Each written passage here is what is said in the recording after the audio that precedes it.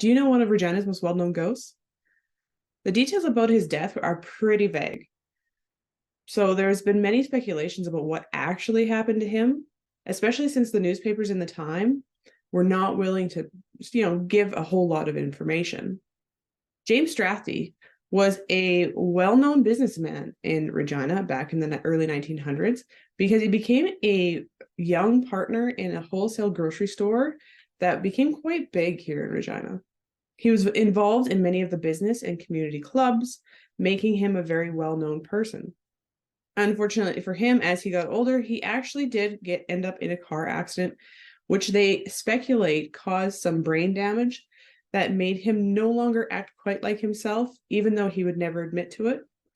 This led to him slowly losing a lot of the things that he loved. He stopped going to the club meetings.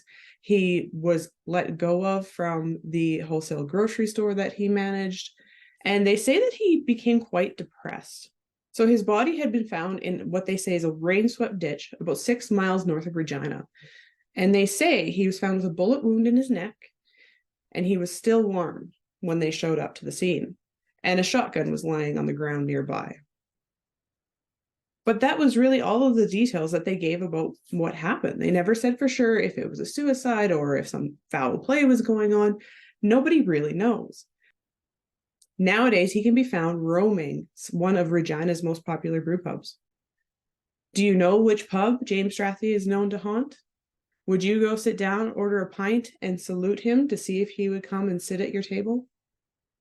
If you'd like to know more about Regina's most haunted buildings, as well as more about James Strathdee and some of the other ghosts that have been thought to be haunting Regina, then comment down below with a ghost emoji and I'll send you a link to my download page, and you can download the YQR Haunts PDF, which is the guide to Regina's most haunted.